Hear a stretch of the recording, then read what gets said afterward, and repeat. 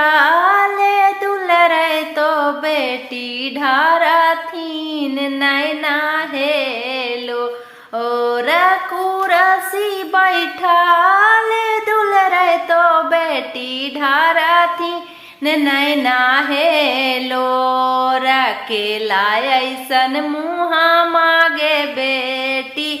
काहे कैला माली माँ के ऐसन मुहा मागे बेटी काहे कैला माली माँ सभावा बैठा अले अपना भैया पूछा तीन दिल के बात सब बैठा ले अपना भैया पूछा थी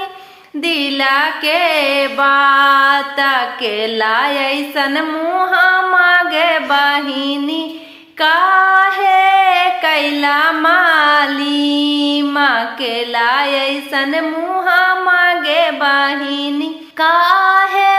कैला माली माँ के ऐसन मुहा माजी भैया हमना कैलियो माली मकेला ऐसन मुहा जी भैया हमना कैलियो माली माँ चूटा की सेंद